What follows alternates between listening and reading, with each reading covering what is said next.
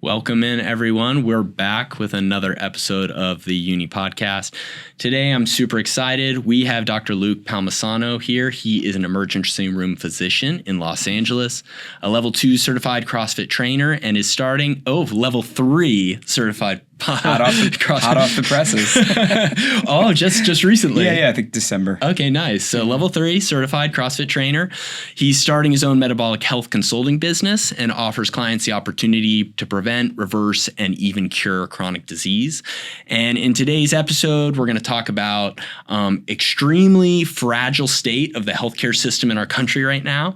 We're overworked, burnout workforce, and then we're also going to talk about how an ER physician goes holistic, which is not very common. You don't see that very much. We'll talk a little bit about that. And then we're also just going to try to find an answer to the question. And Dr. Luke's going to bring that to us. Is our healthcare system fucked? We'll see. We're going to learn today. So super excited to have Luke in. Luke, thank you so much for joining us. So happy to be here. Perfect. So you are an ER physician working in Los Angeles. How long have you been practicing? I graduated med school in 2008, so we're going on 17 years of being a doctor. Okay. I did 4 years of residency training. Okay. LA County General. That's LA General now. It used to be LA County USC. Okay. So I did that for 4 years, and I've been pretty much at my current hospital since I graduated. Okay. And just started off a little bit, and it's a community trauma center in downtown LA. Nice. Services South Central. It's walking distance to Skid Row, but it's super close to LA Live. So we have this very unique population of very wealthy tourists and the poorest of the poorest Skid Row population. Yeah, so very, very diverse population then. Where did you do your medical school? USC. USC. Yeah. Okay. Very good. So I grew up in New York. New York. Did undergrad at Duke, North Carolina, and then got into USC off the wait list and was just super jazzed to come to California. Nice. And you wrestled in college, is that correct? I did. I wrestled 4 years, Division I for Duke. Took third in the ACC. Nice. My senior year. So, yeah. That's awesome. After college, did you do anything with wrestling, like coaching or anything like that? Interesting. Yeah. I did. So I did a couple of things. When I was in med school and the early parts of residency, I wrestled around with the club team at USC, which has since become quite competitive. I haven't done anything with them since like probably the 2005, 2006 time. But yeah, they got really competitive. They're a club team, but now there's like club nationals and stuff, which I didn't even know was the thing until recently. So they're really good. I dabbled in MMA, which is kind of an interesting story. Yeah. They had a little place, right where Chinatown and kind of Echo Park meet at Figueroa. Yep. That little tip of Figueroa that ends where the 110 comes on. There was I think it's called like Ford and Ching Plaza, which Willard Ford, Harrison Ford's son, believe it or not, owned this Strong Sports gym, which now has, I think, closed and then reopened now in Pasadena. So it's not far from here. But so I haven't been to their new spot, which is pretty awesome. But it was great. I mean, he was a wrestler, and then he was doing jiu-jitsu and mixed martial arts, and I would go and I'd be like, hey, I don't want to hit anybody. I don't want to punch. I don't want to get punched. And just come on. These are the nights we do grappling. And I would do a bit of grappling, a bit of wrestling. It was fun. But every once in a while, they just change things up and be like, all right, grab your gear. And I get punched. I'd be like, someone's grandma's going to die if I get punched one more time. You know what I mean? It's just like, I spent so much money in my brain. Like, can't be getting punched. That's true. So that was like, I got punched like the second time I got punched over like maybe 2 or 3 weeks. I just said, forget it. You're like, no, that's it. You can't be going into your work before you actually have to go to work. Right. A little visit to or the even ER. a day off. I mean, it's just like head trauma, right? Is just such a thing to be avoided. Quick aside, they came out with this new product. I don't know if you saw it. It's called a Q collar. It's basically like a little plastic thing that goes around your neck. And what it does is it gently constricts your jugular veins. And head trauma, it acts as, like the upper, so just for the listeners, the upper part of your body, everything above your clavicles don't have valves on the veins. Everything in the lower extremities do to help offset gravity so blood can return to the heart. But everything above your head is generally just falls by gravity, so you don't need. So anyway, so you get head trauma, and all that blood can kind of get with the pressure of the trauma rush down and away from your head. But what this little collar does is it kind of like sinks your neck and it increases the intracranial pressure by stopping that blood flow movement. Yeah. And it basically stops that brain rattling around. It's this Interesting. revolutionary. Watch this thing take off in the next couple of years. It's pretty brand new. It just came out in the last like 6 months or a year. I see it all over social media to the point where I was like, what is this thing? Yeah. And how does it? So I messaged the person. The person's like, I'm like, hey, if you need any doctors on your team, he's like, oh, we got a million of them. But doctors are a dime a dozen sometimes when you're like trying to not be a doctor. But but yeah, no, I mean that thing's going to be huge. Wow, that's really cool. But head trauma is to totally be avoided. Yeah, for sure. So a little more into your background. Why medicine? So we'll probably get into it, but I've been type 1 diabetic since I was 7. So I celebrated my 8th birthday in the hospital. Back then, I think I was in the hospital for like 3-4 months. Wow. Long time. So I just was very curious. Interesting. So backstory on me, this is probably too much information, but when I was born, from when I was 1 year old to 2 years old, I didn't gain 1 ounce, which if you ever treat pediatrics, or if you have kids, you know that like from 1 to 2, you're like quadrupling your size. For sure. Yeah. So my mom was like crying in the doctor's office and they said, no, look at the tummy on him, right? And turns out, so she went to Manhattan and like brought me into a doctor's office and they were like, how long has he had a distended abdomen? You know, I guess I was like malnourished. I had severe allergies. So I was kind of a sickly kid. But something about, well, God bless my mom, she was able to get me nutrients. So, you know, we're moving towards like the low carb, anti-sugar kind of into like fat is not bad anymore, which fat should be celebrated. Yeah. Natural fats are probably the best things for you. But one of the only things I could eat were egg yolks. So I just used to eat rice flour and egg yolks like together. That was what I grew up on. Yeah. But I guess it made my brain okay. I think I was talking full sentences at like 9 months old. Wow. But I was like little, you know? Interesting. So I was very little, kind of sickly, super allergies, almost until I was 7. And then I got diabetes. And then it just, like my immune system was just so messed up.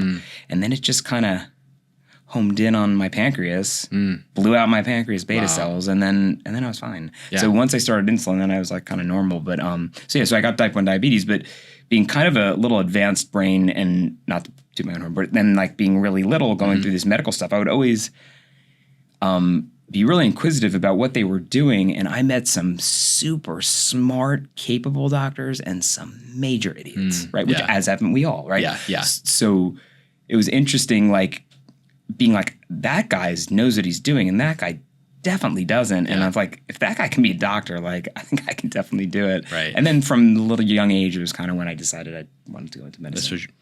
That makes sense. And that's great that you brought that up because your best buddy who is here with you today, who doesn't leave your side, basically, if you see Dr. Luke in the ER or you take a class from him at CrossFit, you're going to see his dog Baldwin very attentive and looking at him. Tell us a little bit about Baldwin. Very attentive. He's sleeping, right? I guess my sugar's good. No, so he's a task-trained service animal. He was born and bred by a company in Virginia. And his trainer is still a good friend to my day. I think the company went out of business, but Erin Gray is fantastic. She's helped me through the years. But yeah, so he was trained, I think, from 0 to 6 months. He went to like a puppy training academy to make sure that there's some documentaries about service animals, so he had to kind of fit the grade of obedience, which of course he's super great. Yeah. But then for a year, I think from 6 months to 18 months, they did scent training. And from my understanding, they get diabetics who invariably get themselves really far out of range, whether really high blood sugar, really low blood sugar. They chew on some cotton swabs, get them really gunked in saliva, and then put them in a little pill jar and freeze them, write the number on it and the date, like what the sugar was. Yeah. And then they would be like a little pack of puppies and they would like let it defrost in their pocket. And the first one to get it would get the treat. And of course, there's like competition. So they were all, if I want to tune him up, I can do that. He hasn't really needed it. But yeah, so interesting. The breeding company would breed them and they would get a litter of puppies and they would name them all the first same letter of the initial. Okay. So he has a brother named Banks. Out in Rancho Santa Margarita, which is not far, and they've cooked up. I have a picture of the two of them together. Cute. They had so much fun. That's so cool. Yeah, so Yeah, and nice enough, they named them all after a fallen officer from fallen officer's website. Okay. So they all get the name. He was named after a Sergeant Baldwin who was hit by a drunk driver, I think in the Seattle area. Oh, wow. Okay. Yeah, so it was cool to see the tribute website. And definitely. Yeah. So, and this is fascinating because they actually smell your blood sugar. Correct. So when it goes high or low, correct? Yeah. So they're smelling the actual sugar when it goes high. Yeah. And my understanding is they're smelling some kind of a ketone body when my sugar goes low. That's what I was told. I'm not 100% sure. They're smelling something hormonal. Now, I have trouble believing they're smelling ketones because then in DKA, it probably would make them super freaked out. Yeah. Because he smells that often in the ER. But I'll get into that later. Like, it's interesting. He gets so excited when we roll into the ER. He must smell everything. He must be able to know, like, room 9 has appendicitis, room 10 has coronary artery disease, like, room 12 is going to have a stroke in 28 minutes. You know, like, he just knows those things, and his tail's wagging, and I wish I could access that because he seems to be super jacked every time we get in there. Yeah, and so it's not specific to you. It could be anybody who he's around who's of course, he's attentive to you because he knows. Because he gets rewarded. Yeah, like, he has alerted me to other people so many times in the beginning, but he doesn't get rewarded, so now he's like, he doesn't care about that. It's all about the treats. That makes Labs, sense. all they want to do is eat. Got it. And so when he senses that, what does he do? Like most of the time he puts his nose under my arm where I'm at and just kind of like nudges me. But like if I'm standing and he can't do that, he'll just jump and put his paws on my leg. Got it. And so then you can check your blood sugar, see what it is, know if it's high or low, and then give insulin or whatever you need to. Correct. Wow, that's so fascinating. That's so cool because I'm sure other people didn't know that was even a thing. I didn't know it until I met you. Yeah, and then realized I didn't know about it until. So a few years earlier, I was just at one of my jobs. I worked at this urgent care for a bunch of years. Actually, the LA County Jail. Which was an interesting job in and of itself, but there's a lot of downtime. The jail nurses are like have a speed. Yeah. The jail staff has a speed that they work at. So I work in the ER, right, in a busy trauma center. So I can see like in an 8-hour shift, I think my max is like I've seen like 45 patients, which is like that's pretty intense for my hospital. I think other people can get to it in functional systems. We'll get into that later, but my hospital has a lot of issues. It's not doesn't have a lot of money, and the staff is, as we'll talk about in the healthcare system, is not doing particularly well mentally. Yeah.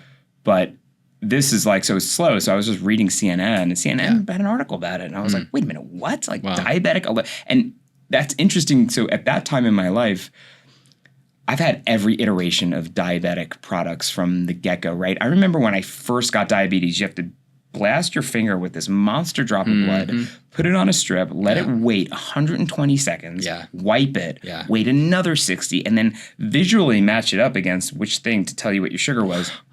I mean, it was just shy of boiling your urine and putting chemicals in, because that's what they first used to do. I met a guy who was 80 with type 1 diabetes, was alive just before insulin, and then his mom would starve him, and he was super poor, so he went on a starvation diet, which used to be this treatment of diabetes, which we should start getting back to, but we'll get into that more. But so then insulin came out, and he exercised and knew how to eat really well and understood sugar was bad, so he was 80. I remember being 8, and he was very inspirational to me because I was like, oh, wow, look, everybody like diabetes, your eyes are going to fall out and your toes are going to crack off and all this kind of stuff. And I was just like, oh, no.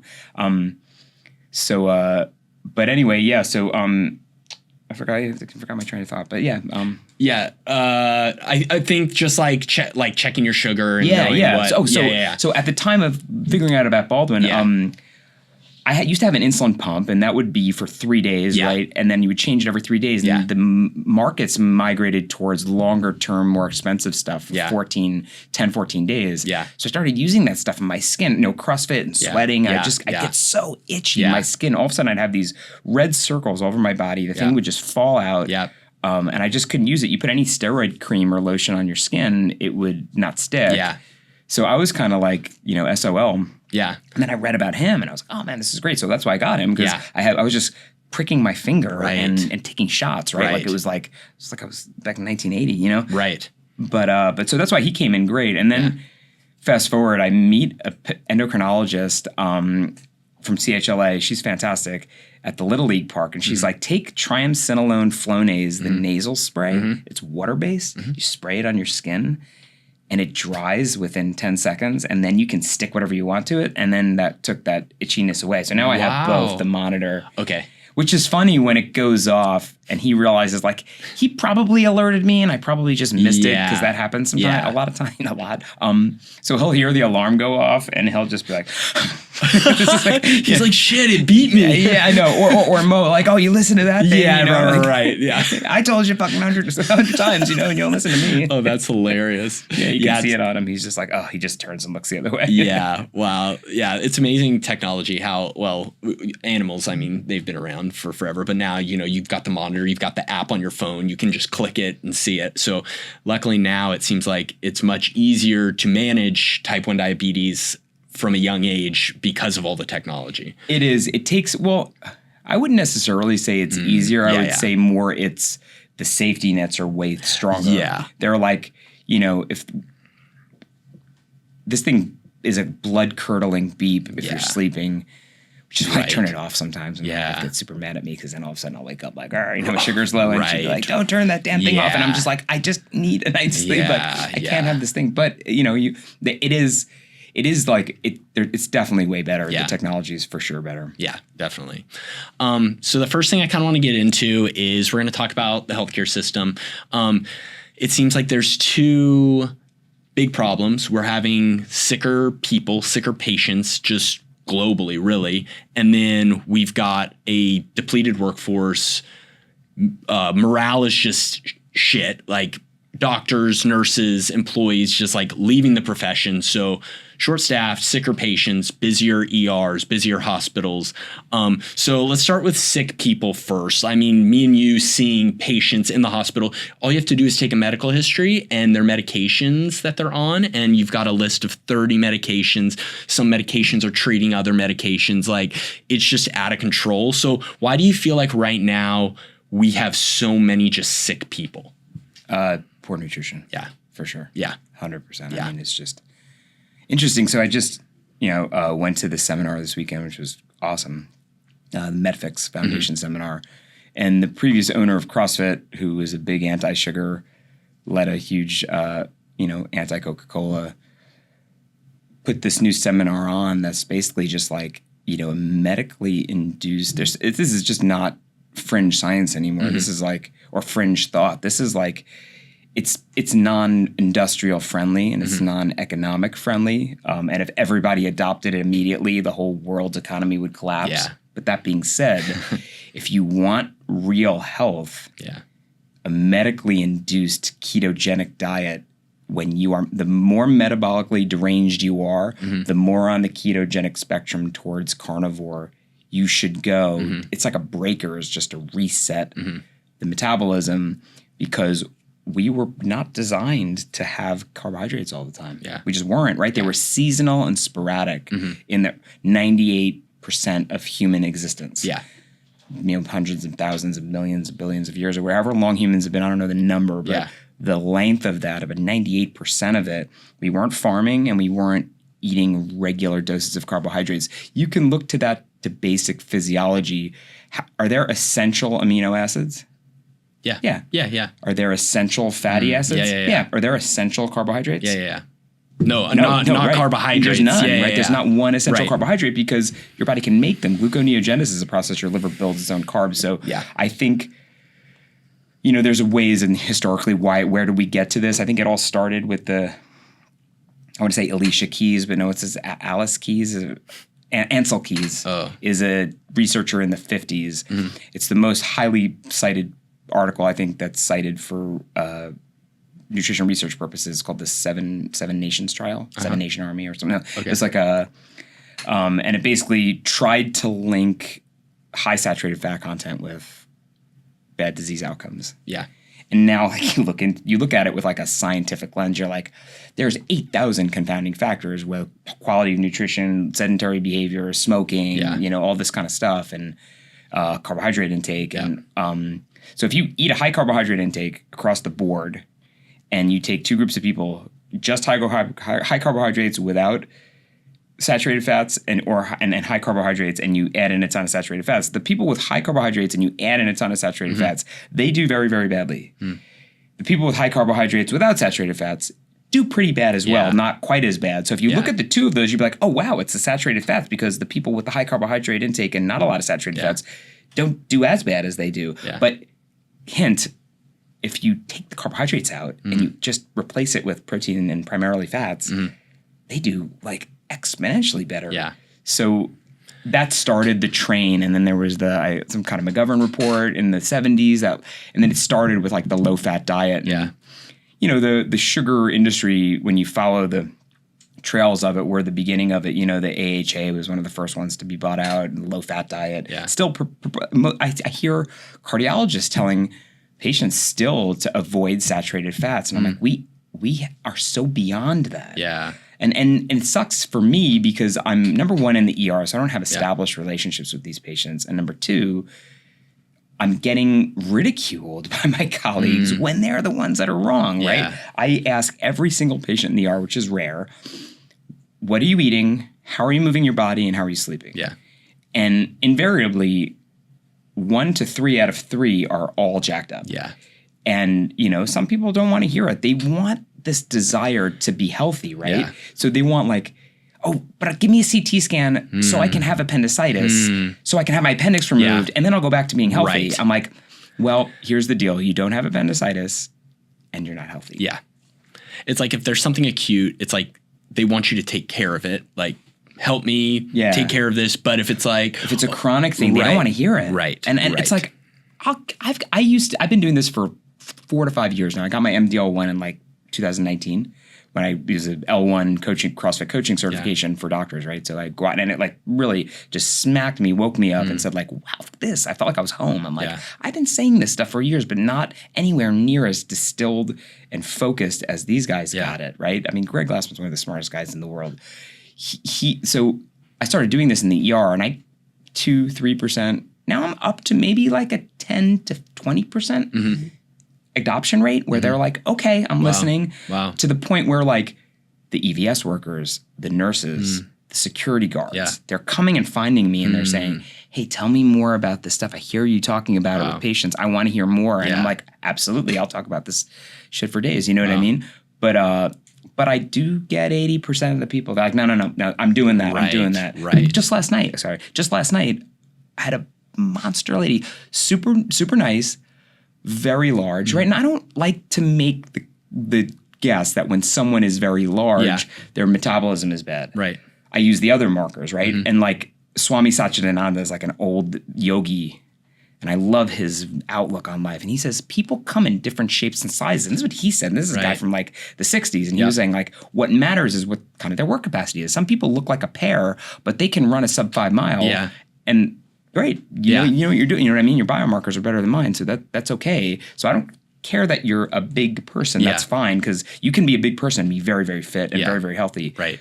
But she came because she had this fungal rash under her pannus, and severe pain, and her blood sugar was 400, right? Yeah. So these are, all right, so it's not your size, but you are not healthy. Right. And I was saying this, she's like, no, I'm doing that. I'm very active at work. Like people do this all the time. I'm like, do you do high intensity exercise? And they're like, well, I have a very active job. And I have to say like, that is an independent risk factor. That is a good one. Yeah. Whether you have a sedentary job or an active job. Yep. So you are maximizing that pillar of risk. Yep. But there is a separate pillar of risk, is whether you're doing dedicated, high intensity exercise that, it has to be hard. Yeah. On so many levels, from metabolic to brain function. I mean, they're having like the technology is so wild now that we're proving this stuff that if you do hard shit, right? Like I forgot the study, but I read about it. I get all this feed. My feed is crazy on Instagram, but about they separated 2 people and they were able to control pretty well for like I want you as a group to take the easy way out. Yeah. Take the garbage out tomorrow morning. You know what I mean? Yep. Maybe skip leg day or whatever it is, like to just do the thing that you kind of want to do. Right. The other people were like, you have to do the thing you don't want to do, whether it's like moving the car for your wife or putting the groceries away now and not waiting until the end of the football game or whatever it is. And these people did it, and they did serial PET scans, brain scans, and they found that the prefrontal cortex and parts of your brain were like hypertrophied by the end of the 6 week or 3 months, or I forgot what the time frame was, but And it was like, this is real evidence that doing hard shit is good for your brain. Yeah. And we know all this from CrossFit, right? It's just all this stuff. But yeah, so getting that adoption, it's nice to see. I'm slowly moving the needle over the years of trying to push that stuff in the ER. Yeah. Routinely give ketogenic diet instructions to people that are severely metabolically deranged. But yeah. And this is very unique to you, I feel like. I feel like in the ER, you're not getting it's taking care of the situation, whatever's acute, and then go to your primary. But I think the problem is I know the primary, they don't have access to it. Yeah. And they don't know what they're talking about. Right. So I have to like, hey, stay the hell out of the doctor. Yeah. Find a CrossFit gym. Right. You know what I mean?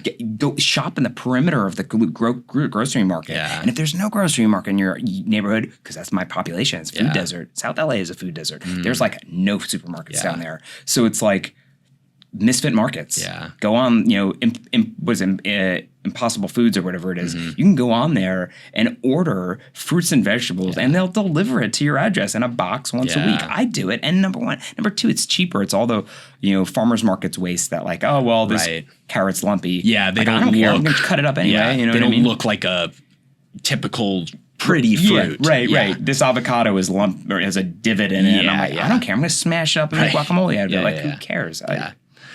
Yeah. So part of it is people don't want to put in the extra effort or almost like denial.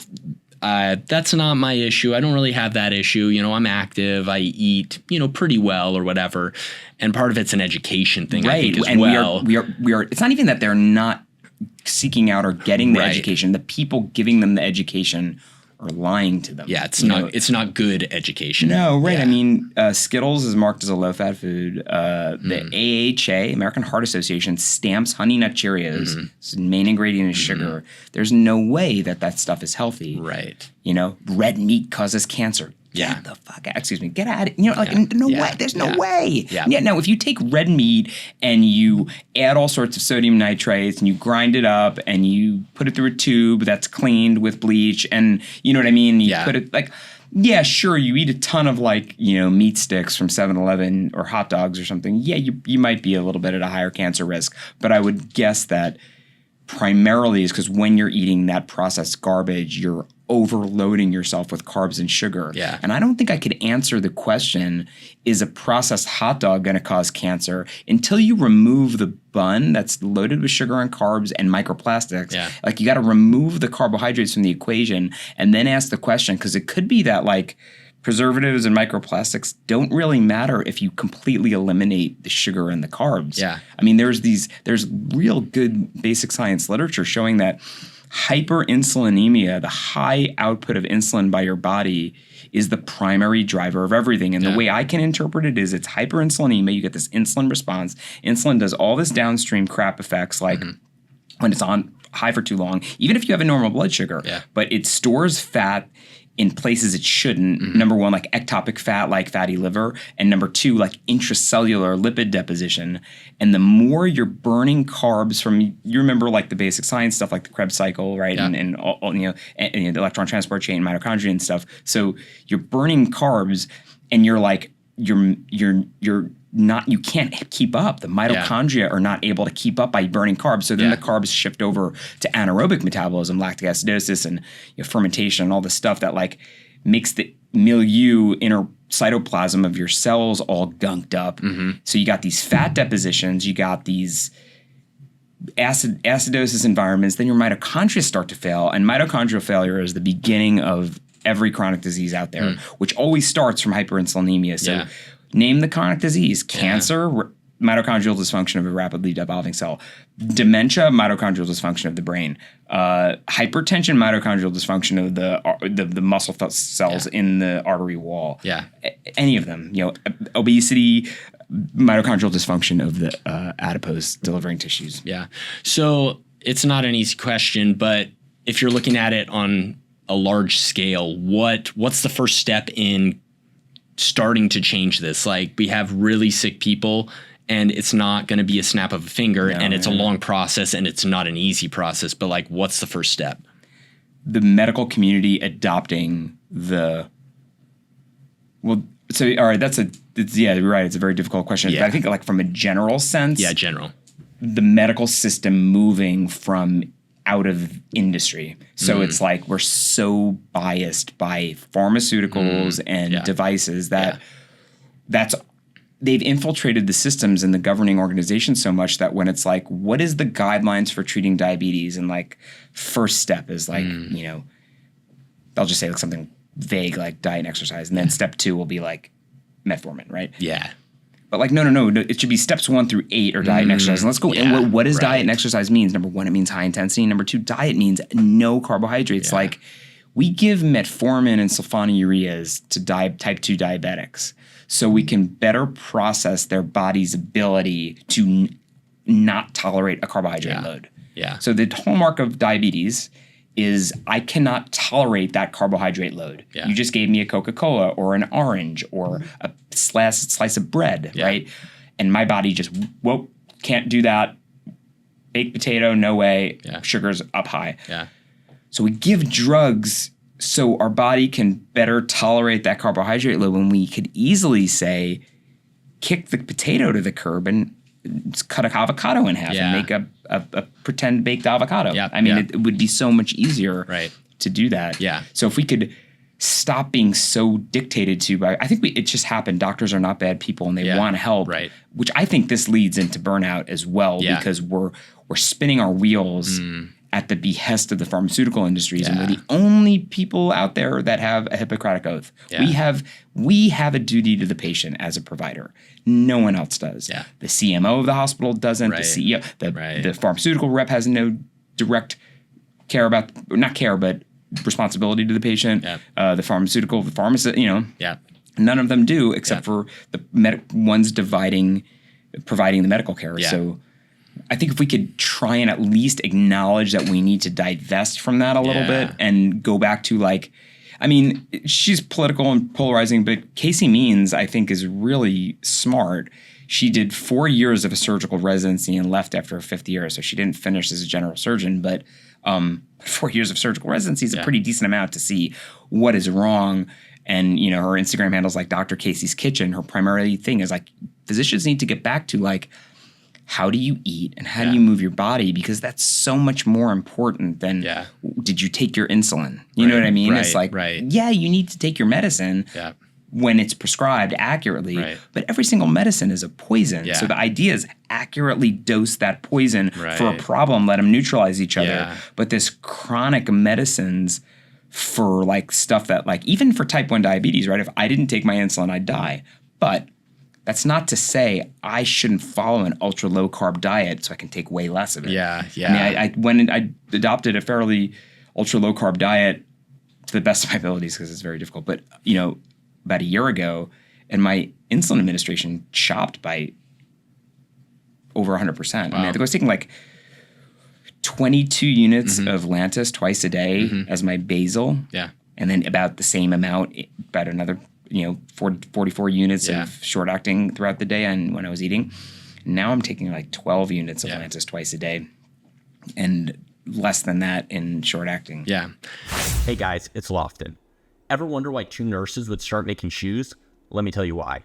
My co-founder Alex and I realized our running shoes were destroying our feet at work because they were designed for runners, not us. So we designed the first high-performance work shoe built for all-day standing. With max comfort, fluid and slip resistance, and extreme durability, our shoes will leave your feet, knees, and back feeling great at the end of the day.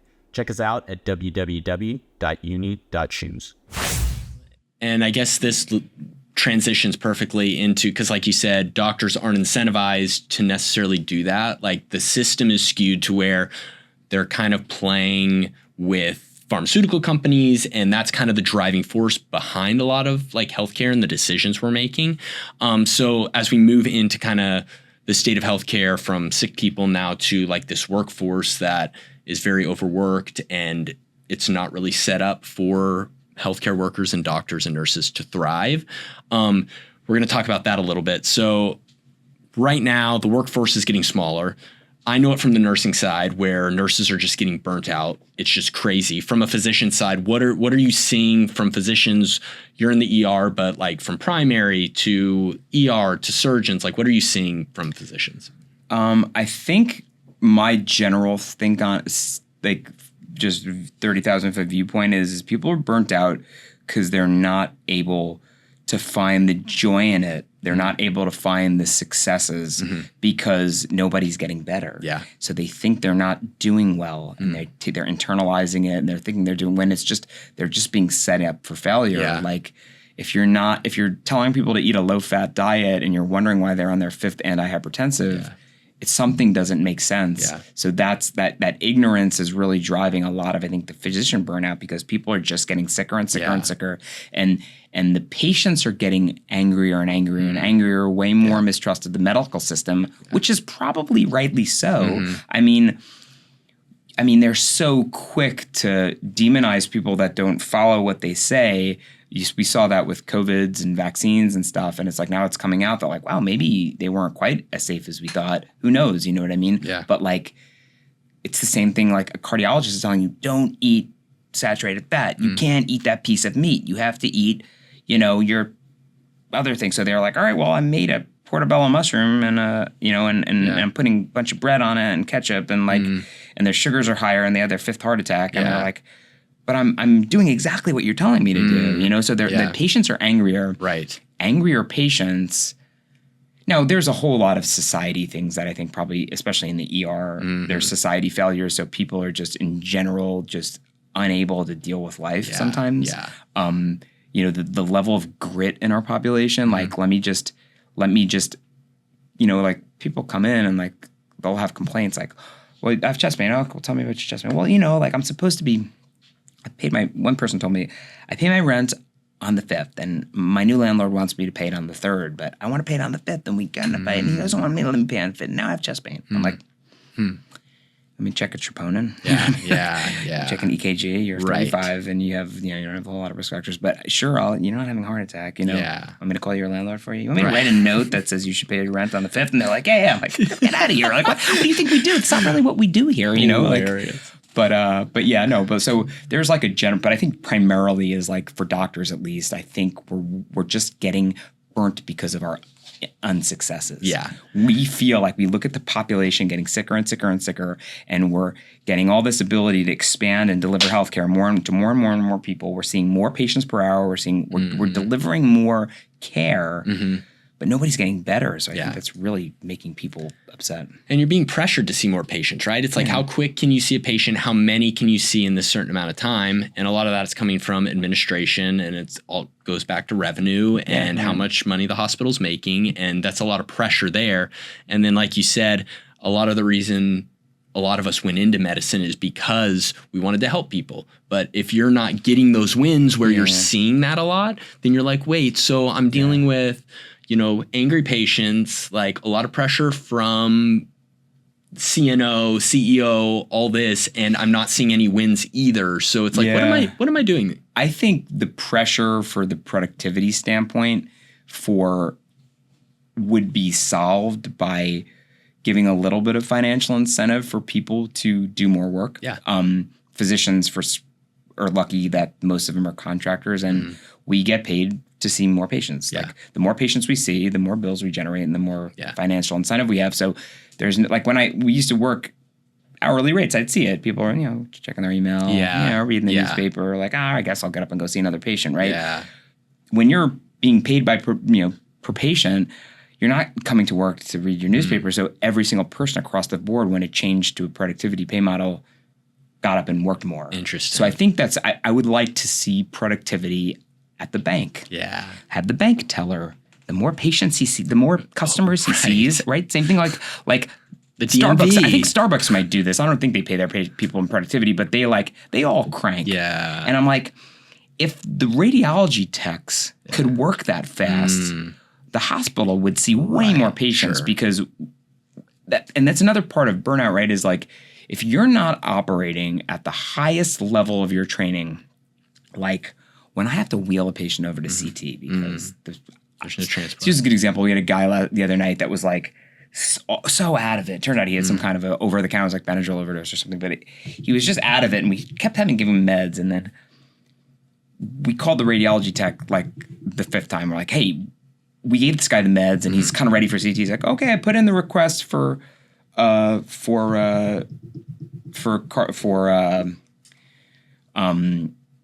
transport. And I'm like, are you out of your mind? Like, transport's like somewhere on the 9th floor. Right. It's 20 minutes he's going to be down here, and this guy's going to be up again, kicking. Like, so the nurse and I just unlocked the bed, just watered over there ourselves, and it's like that kind of stuff makes burnout. So I'm like, I'm a damn doctor. Like, I'm pushing. I'm not above anything. I wipe down beds when it's like, hey, I just want to make this quick. You're doing that. Everybody's busy. I'll clean the bed. You know what I mean? I've clipped the patient's toenails. Like, I do all sorts of stuff that I'm definitely not above it. Right. But when like the person that's supposed to be doing it is sitting there waiting around and you're doing it, it's just like, for sure. Yeah, we're not on Grey's Anatomy where the doctors do absolutely everything. They draw the blood and transport patients and do all that. So that's definitely frustrating. I want to talk a little bit about, because you see this a lot, violence in the workplace and in the ER is where you see it probably the most. So I know we were talking a little while ago about, especially for the nurses. Yeah, nurse in your department. Do you want to share that story? Oh yeah, that was a terrible. I mean, there's so many of them. Yeah, nurses getting assaulted and getting. I mean, two big ones off the top of my head. The first one is a real good friend of mine. She's out in the East Coast now. She got married and moved to Maryland somewhere. She got just blasted in the face by some USC student that was like high on cocaine or something like, and that really, really rocked her. I mean, she just wasn't ready for it. Not that you should ever be ready for it, but so she got to leave. She left our hospital. Wow. One of our best nurses. Another one, which is the worst one, that just destroyed the morale. It's still in the toilet from it. One of our best nurses, he was a MICN, answered the radio, had been there for a long time. A patient flipped out on him. He wasn't a big tough guy, but he was doing what he could do to not let the guy, I don't know, crack his head or something. And he literally tore his bicep muscle. So the bicep tendon, I think it was the tendon too. The bicep tendon got torn. Incredibly painful. And he wasn't like the fittest guy in the world or the healthiest guy in the world. So he went, got it repaired, but he had this severe amount of pain. And they kept telling him, okay, you got to go back to work. But he was like, but I can't move my arm. They had these scam, return to work docs that were just like, no, you're fine, And then so he came back and he couldn't. He had to keep having to leave. And then they just kept giving him pain meds, and he got looped up on pain meds. And then I think he overdosed. Wow. Yeah, and I mean, there's questions of whether it was suicide or not. I hope it wasn't. Yeah. But he wound up overdosing on pain meds. I don't know if he got hooked on fentanyl because he was in so much pain all the time. And that was all just purely initiated from a nursing violence. We get so much violence against the nurses where maybe it's like a little bit of a PTSD or I'm just so wound up. But the second I see anybody like that, I don't want to be judgmental or say something off color, but it is primarily from one population, and that is the methamphetamine, drug using, psychiatric homeless population. When you mix that all together, some type of a stimulant, primarily methamphetamines, because what methamphetamines do, you use them and they cause irreversible brain damage that all converges on schizophrenia. So it's like a drug-induced schizophrenic syndrome. You've all seen it. Them walking down the street, flipping the garbage cans over, waving their arms in the air. I see them all the time. And they're the ones that are so unpredictable. Right. And when they get just the littlest bit angry or upset or I'm all over it. I run over there. I'm like, get the fuck out of here. You know what I mean? And I have the luxury as a doctor of the discharge order. The nurses don't have that luxury. If they get a weenie doc or somebody that's like, oh no, just give him a blanket and another sandwich, which I see. Oh, he's the victim of society. His parents didn't love him and all this kind of stuff, which may be true, right? But at a certain point, like, you got to have your nurses back, and when they can be discharged, right? You have to get them at it. You can't keep them there because they cut up and they throw stuff and they bite people. I mean, we had a security guard that got bit in the breast. I mean, it was just crazy. Yeah. It happens. And I think that's one of the biggest issues with morale being so low is that the violence is happening, but nurses, doctors, we don't feel like anything's being done about it. Like, what is being done to prevent this? Or like you said, you're the one who has to step in and let's get this person out of here. Like they're, to protect the staff. Whereas there should be certain things in place where there's maybe added security or something, but of course that's more money that the hospital you have to hire I think it's somebody more else. and it's just the way that we look at low-level crimes, and that's considered a low-level crime, which it shouldn't be, I think. You know, you punch a police officer or a paramedic, it's an instant felony and you go to jail. I don't know why a nurse and a doctor isn't the same thing, but we have very little law enforcement backing. I have a lot of law enforcement friends, so I feel for them because the city council says you're not, you know, once you have to start enforcing low-level crime. Like, it's just like everything in CVS is locked up. I mean, it's just like we just tolerate this stuff. And in the ER is just like everybody's so tuned up from whether they have appendicitis or they have a broken arm or they just got tased or whatever the situation is that brought them. As I say, we're like the end of the funnel of all of the world's bad decisions. Whether it's just, the big ones are the societal decisions and then the lower ones are the individual decisions. But every single bad decision, ultimately, if you keep making it, ends to me in the ER. Right. And so we see them never at their finest. Right. And I think a lot of people don't know what really goes on in the ERs. That's another thing. It's like the pit. You have to watch it. That's what I was going to talk to you about. The pit. As an ER physician, do you watch the pit? Oh my God, yeah. Well, because I have my sister. I love Fiona, so she was my member for the whole time they were filming it. You know what I mean? Yeah. And from before, right? So she used to come to my Friday classes all the time. Yeah. And that's Dr. McKay. Yeah, Dr. McKay. She's great. So she, I didn't realize her dad was Chucky, the original Chucky. Did you know that? Yeah. But yes, no. So I remember her from years ago. I didn't even know she was an actress until she comes up to me after I've known her for years, and she's like, "Hey, I got booked on a show, and I'm gonna play an ER doctor." I'm like, "Oh, get out of here! That's cool." I'm thinking like, "What is another medical?" You know, like another medical. Little did I know it was like the best thing in the world. Yeah. So then she came. What's the other doctor's name? The spoiler alert, the one that had the miscarriage. What's her name? I can't remember her name. I don't remember. She came with her to my Halloween party. Okay. And the two of them grabbed my friend owner and I, another ER doc, basically like threw us up against my bamboo and was like, "Let me ask." And they were asking us these intense questions, when a patient's mother dies and then their ex-husband comes back. I'm just like, whoa, this is incredibly specific, but yeah, you know.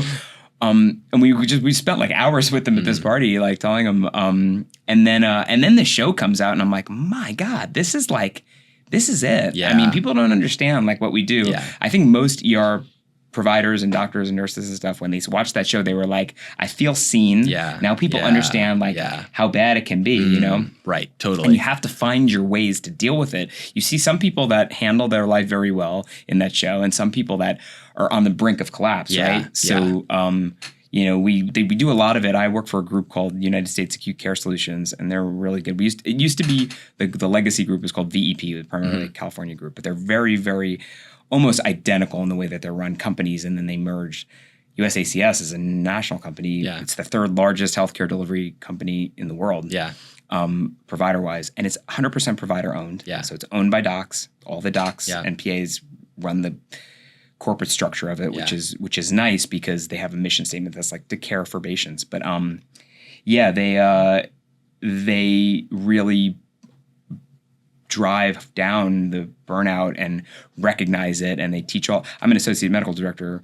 They teach all of the administrators like, hey, spot it. These are the things that we got to do. Like, and there was a really good book came out by a guy named Dyke Drummond that they really, VEP back in the day, gave it out to everybody for free. And not many people took it, not many people read it, but I did because I was starting to get it. It was creeping in, you know? I was like, I was finding myself running to those code greens with the psych patients and the people being violent and the 78-year-old lady that was there for chest pain that felt way better and wanted to compliment me. I was like, no, you're fine. Okay, no, you go. It's cool. I'll talk to you later. Let me run to the jerk, you know? Yeah. And then I'm like, wait a minute, hold on a minute. So there's like the concept of the emotional bank account. Yeah. And every interaction you have with every colleague or patient or whatever is either a deposit or a withdrawal. Yeah. And I was running to the withdrawals and I was running on negative. Yeah. Yeah. And then I'm like, you know what? No. You're into my nutrition and exercise? And they're like, we need a doctor to room 5. I'm like, fuck it. There's 5 other docs here. Like, they can take that one. I'm going to stay here and tell you about because you care. You want to hear about it? I'm like, I'm telling you, avocados and bacon every morning. And then, you know, stay away from the sugar, stay away from the carbs, a little bit of high intensity. I had a lady that was really into it, but she was in a wheelchair and she was obese. And I was like, you just gotta, wiggle your arms as fast as you can until you get yourself out of breath and, get your heart raised, and do that for 20 seconds and then rest for a minute. Yeah. And then do that again. And then, Yeah. I want to talk to you a bit about the dynamic between doctors and nurses. I know there's a lot of different dynamics. I'm a nurse. You're a doctor. We're good friends. I know most times it's a collaborative effort, get along great. I don't know if you recently saw, there was a video that recently went viral where this surgeon was live streaming one of his surgeries. I think it was a spine case, and he was asking for more suction from the nurse. I don't know. It must be a thing where he gets the patients to sign off that he can live stream and do all this, I guess. You hope. You hope. Not like that lady from Georgia, right? That was like... He's just dancing or something. Yeah. So anyways, I think because that wasn't the big issue, because that's what everybody was thinking is like, should he be live streaming? But I'm guessing that was taken care of. Some people allow it. I think when Jack White had his hand operated on a bunch of years ago, the hand surgeon live streamed. So it must be a thing where the patient's like, yeah, that's cool, whatever, and they sign stuff. But anyways, the surgeon's asking for more suction from the nurse. The nurse is like, the suction's turned up. Everything should be working right. Like, I don't see where. And he basically was just like, the suction is not working. You need to turn the suction up. Like, don't talk back to me. You're nursing shit. He's like, get the fuck out of my OR. Like, it was, must have. Anyone my age or younger, right. Like, number one, I guess my wife's a nurse, so I just, And if my wife heard I did that, I'd be like, that's the thing. This is not, I mean, when you go through and read the comments, you're like, a lot of people are like, this isn't uncommon, which I think for older physicians, like you said, it might be more uncommon. Not quite big cities. It depends. I don't know. I think surgery is its own beast, because I've had run-ins with surgeons that are not very pleasant. But what do you feel like the power dynamic? Is it a power dynamic you feel like, where they've gone through the schooling, they know what they're doing, nurses don't go to school as long? Right, but that doesn't... That it comes into play for some stuff. Like, one guy said that came and worked on our ER. Our nurses are very bossy and like to be involved in the decision making stuff, which is great, because they can be. I just lean into it and have them do a lot of my stuff for me and include them and tell them why. But it does get a little annoying sometimes when you're like giving them the why, but they don't like it. Yeah. And they were like, no, I'm gonna. One nurse that didn't last very long in our ER, we were in the middle of a trauma resuscitation. This guy came in and he was majorly fucked up. Yeah. He was awake. Yeah. Right. Brain was completely working, but his jaw had an open dislocation. His humerus was out of the skin. His femur was open and dislocated. He might have had a pelvic fracture. Positive fast, hypotensive. Right. This guy was majorly fucked up. And I was like, we have to just intubate him and get the airway secured. Give him 50 fent and 100 of rock. Right. In the 30,000-foot view, that is a very light level of sedation. I'm of the sense that, like, you're my primary, when you come in like that and you are like an 80%, 90% chance of death, your pain level is probably the last of my priorities. I see docs going down the dipshit hole, which is like, well, pull up the ketamine and we'll do a sedation. And I'm just like, you're sedating this guy who's all banged and jacked up, like hanging on to life. Like, the classic one is a guy gets hit by a car and has like an open dislocation of his ankle, right? Yeah. You don't know what else is going on, but you can't leave that ankle like that before he goes to scanner. So they get all set up for sedations. I'm just like, yo, slug of fentanyl, like, here we go, like, squirt it down, ready, bite this towel, 1, 2, bam. It takes 10 seconds, right? It's like a 10-second reduction. Yeah, that shit hurts, but like, do you want to die or lose your foot? Like, what's the difference? You know, like, I don't know, maybe I'm a little bit of a hard ass, but this nurse stopped the resuscitation and went back and forth 3 times. But aren't we going to give him any induction agent? I'm like, yeah, I'm using the fentanyl. Back and forth. And then I looked, and luckily it's a tier 1 trauma. The trauma surgeon's like, what the fuck are you doing? Let's just go. And then I look at the anesthesiologist. Thank God that he's the anesthesiologist there, who's kind of the airway specialist. And I'm like, and he just looks at me. He's like, I think you're right. Just shut her the F up and give the atomidator. I'm like, sure, give him the atomidator. You know what I mean? But then I think that nurse ultimately got reprimanded and they quit, because there's a certain level of like, okay, I appreciate you, but like, there is a captain and there is the like, you have to be respectful both ways, but you do have to acknowledge, like, you know, person that comes in, like, with a blood pressure of 300, pulmonary edema. Yeah. They're breathing and you're like, I want that nitro drip at 200 mics a minute, for 5 minutes. And they're like, doctor, the blood pressure is still 230. I'm like, all right, what's the nitro drip at? Oh, I got it at 80. I'm like, well, put it at 200, And then I come back, what is it? She's like, well, it's up at 100. I'm like, yeah. I don't know, how can I help? Yeah. Do you want me to give you you want me to slug a labetalol, and then bottom? I mean, this is the treatment is, sometimes I'll just walk in there with a syringe because, my wife's a pretty high-end nurse, so I know a lot of how you do nursing care because we talk about shop stuff at home all the time. So I'll go in there and I'll just look at the concentration. I'll put a syringe in there, pull it up, like 500 mics, bolus, And she's like, what did you just give? I'm like, 500 mics bolus. I gave it and I walk out. And then it's like, all right, so there's 500 mics on board. If she's going to hover around 80, 100 in a minute, I come back in 5 minutes and I'll be where I want to be, But, so yeah, there is that. It's very, there's a lot of tension in the nurse-doctor dynamic. Yeah. But a good nurse is like, the doctors always need to know. They need to listen to the good nurses. The problem is, so there's a really good nurse at my job, and she's been a nurse for about as long as my wife, like 30 years, right? 35 years. She has a term. She calls them a 210. She's like, there's a 210 in progress. And what she means is a nurse that's been a nurse for longer than 2 years, but less than 10 years. And they think they know everything. You know what I mean? So it's like, there's a lot of those out there, right? That they've been a nurse now. Like, it's funny. So this lady, Susan, she's the nurse. She's the best nurse in our hospital for sure. She knows how to do anything. If she says something, me and like 2 or 3 of the other docs, some of the docs haven't figured this one out yet. But if she says, hey, you might consider doing this, you damn well better consider doing it because she's usually right. And if you can say, no, and then ultimately you're like, I'm wrong, Yeah. And I think that makes a difference too. It's like how you respond. So maybe a nurse who says, hey, should we do this? And then the doctor says, no, we're going to do this.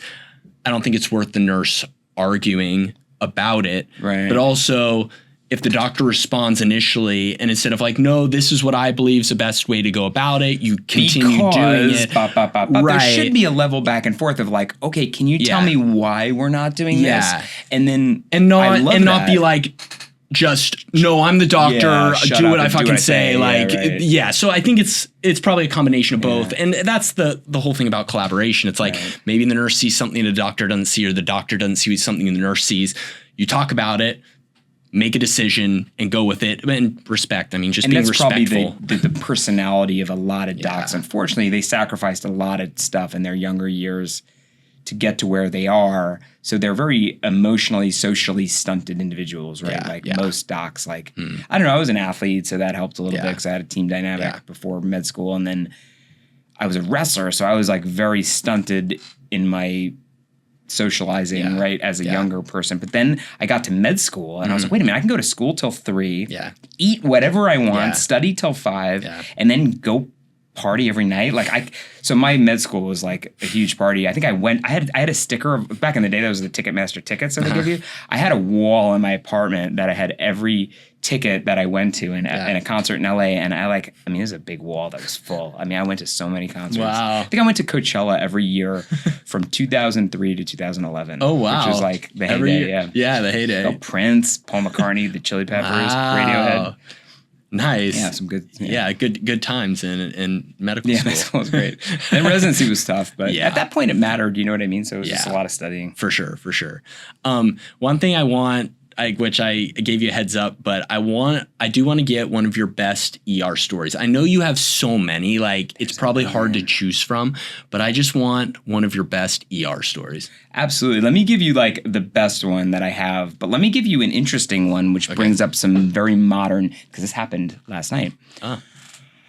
So, people check in now in the hospital systems, and we both work for the same one. We did, right? So you can see when they check you in and they have the color of your gender, they have it either as pink or blue, right? Mm-hmm. And they made a movement a couple of years ago to put the color of your gender on what you identify as, which is awesome because the first and foremost thing in medical care is we don't want anyone to ever think that we're being judgmental or we think there's something wrong with who they are when this is them, right? We want to be very cognizant of that. And that's probably perennially in the medical system is why a lot of transgender folks don't access the care that they need because they feel that. Yeah. So this 30-something-year-old female checks in, and the previous visit got registered as sex assigned at birth as male, identifies as female. So the registration sees that, tells the nurse, who then immediately calls me, but nobody asked her or investigated it up front, so there I am. And then the whole triage is like, somebody beat me up, and I might be losing my pregnancy, and we're just like, now, and I used meth this morning, right? So we get a lot of this. We get a lot of meth street people that are transgendered, but really think that they have the organs of the other gender because of the meth and the psychosis and stuff. So this is not, unfortunately, it's not an uncommon scenario. But this is where I went wrong. I went in there and I'm talking to her and I'm like, it's hard to tell by looking sometimes, but I'm like, all right, I could see either way here. I don't see a huge belly, so you're obviously not very late pregnancy. So I'm trying to, but then they're on meth, right? So that that's kind of complicates everything. It's so aggravating. So maybe my face, like they can see my internal, just like annoyance of when they come in and that. I don't know. It's just like it's a me problem. It's not a them, but it's just like when I see someone that's just like on their meth trip, that's like, they really believe this stuff that I know is just not true. Whether people are following them or the FBI's tapped their brain or all this stuff, you know what I mean? But this was a different one. But because she's on meth, she's being very evasive and not. So I'm like, how many weeks pregnant are you? She's like, well, nobody knows. And I'm like, okay. Do you have ovaries? She's like, well, my doctor said he's not sure. I might have lost them. And I'm just like, oh my God. Like, I'm like, okay, do you have a uterus? Is there a uterus organ there that the baby could be in? She's like, well, the doctor says I'm very abnormal, so I don't think so. And I'm just like, holy Jesus. I'm like, do you have a penis and testicles? And she just stops. She's like, I'm just like, I'm a doctor. I have to. She's like, why would you ask me that? I'm like, let me just back up. The registration person told me when you registered as biological male, identifies as female. And she got so upset and offended at me. I'm like, I have to know these things. I'm not trying to be a jerk. Right. But you're being very evasive about my questions. I just have to know what I think the first softball question I did was, what pelvic organs do you have? And her answer was like, well, they said I'm very abnormal. And I'm just like, I can't. You needed something solid. So I went hard pressed. I kept going. And my patience at this point this is 2 in the morning, right? Sure. It's 2 in the morning and my patience is low. And finally I'm just like, listen, do you have a penis and testicles? And she was just like, right? She's like, I'm pregnant. I'm like, can you give me urine? I'll check you for pregnancy. And if you're pregnant, we'll just do an ultrasound and we'll see. And she's like, okay. Right. But she's stewed off. Right. Yeah. I go check her urine and she's fucking pregnant. And I'm just like, God damn it. So I call the nurse. I'm like, what is wrong with you? You didn't investigate this at all and you just told it to me, and dumbass me just believed it. Yeah. And here I am asking a pregnant lady who was like 19 weeks pregnant. She didn't look it, but I got an ultrasound ultimately. And I'm like, I asked a 19-week pregnant lady if she had a penis. You know what I mean? Yeah. And I'm just like, but this 2025. It's just the world we live in. Yeah. So the registration when she first came in was incorrect. They based it off so the registration, the previous visit was incorrect. Got it. So ultimately, everybody, I apologized, and luckily we were friends afterwards. Yeah. Because she didn't hold on to it. I don't know. Right. But yeah, so wow. Yeah, but that just happened just last night. Yeah. Now we were talking in the beginning of the show, like, oh, hey, I'm going on this podcast tomorrow, and then that happened, and I'm like, you guys, I'm telling that one. But let me tell you the best one though. Okay. So this is hysterical. This happened years ago. I was a student at Old County USC, where it was the big old stone building, and a guy. So here's this backstory. There's like the gang. It's way out east in Pomona-ish, somewhere out there, right? And the great-grandpa, all the generations of gang members, right? So the young little kids are like, we want to be in the gang, right? So they go start trying to steal from the local Quickie Mart. And the guy sees them, like they're not super smooth, right? So the owner calls the police and goes, these guys are coming here every day at 3 o'clock and they're stealing my chocolate milk and they're trying to steal beer and like I have the beer locked up, but they're, So the police come and sit in the bushes and like they see the 3 little kids running out and they get them. 2 of them get away, but the little chubby kid gets caught, right? So they come home and they tell the dad, they're like, hey, the guy there, like, called us the cops, right? So now the dad gangbangers like, we're going to get this guy. So he follows the owner of the store home. And the store owner gets his kids and gets in the car and drives to the movie theater. So they're at the movies. And they sit behind, the gang guys sit behind him, and they're like, there he is. The lights like come on, and he like, so the gang member pulls out the switchblade, and he tries to be all like kung fu about it, like, and basically cuts his own two fingers almost off. So his two little fingers are kind of hanging off, but he grabs the knife and just bam, bam, like stabs the guy in the head, right? Now, you know, the skull's pretty thick, but the scalp bleeds like hell. So the scalp fillets open. It's blood everywhere, right? So they call the medics. They're like, oh my God, an open brain trauma. Helicopter to County General. So this guy comes in as like a tier 1 trauma, open brain, right? But then they get there, they look at him in like, this is old C booth days, right? So they get a C booth and they're like, oh, it's just scalp black. Send him to 1050. So they go to the like little low acuity area. They put a drape over his head like this. Like, so then this med student's in there for like an hour just sewing up the scalp. P.S. The guy with the hanging fingers is like, oh man, my fingers are gonna, this is a problem.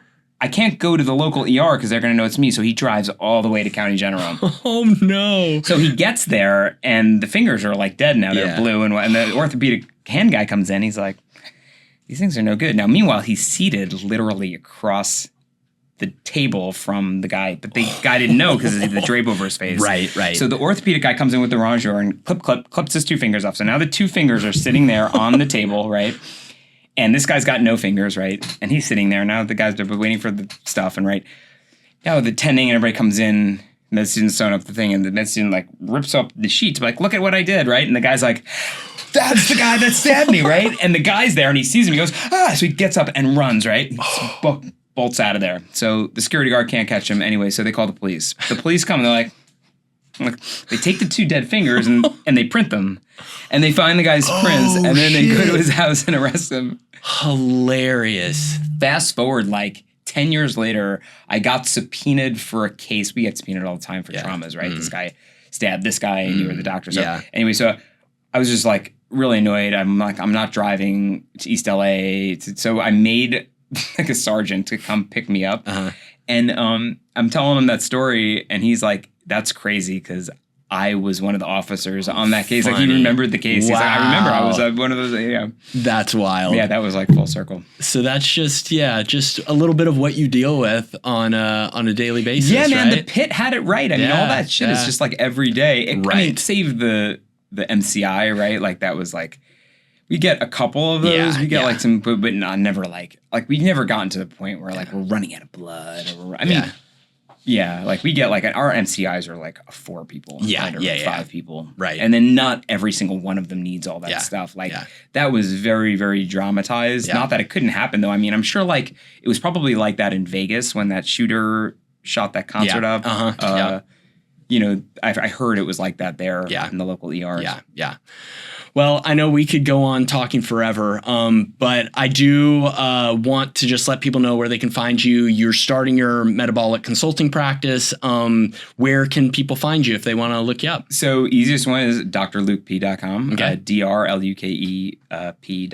Okay. My Instagram is drlukep. You can Instagram, hit me up there. Awesome. My email is easy, lukepalmisanomd@gmail.com. And we offer services of really just trying to restore real health. So we do a full nutrition analysis, 40 plus biomarkers, and the idea is to do them serially. Some of the really beneficial stuff that we do that like regular mainstream medicine hasn't adopted yet is like your fasting insulin level. That is such a valuable tool to know. Like you wake up in the morning, you haven't eaten anything. What's your blood insulin level? And I would argue if it's normal, that's a problem. It should be low. Your insulin level after an 8-hour fast should be almost undetectable or low. So we do all different types of inflammatory, 40 plus biomarkers. And then we include sleep data, wearables. I have one client that uses CPAP machine, so he sends me his CPAP data. And then depending on their level of exercise, we do that too. So I've had private clients come to my home gym, and I train them. And so it's just kind of like a whole, if you want a physician who can use their doctor lens and their doctor understanding, especially the more chronic metabolic disease you have, the better it would be, because I could interface with their doctor to say, hey, these are the medicines that you need to watch out for, and eventually probably start to cut down. But amazing. Yeah. Well, that's an amazing service, which you don't get to see very much.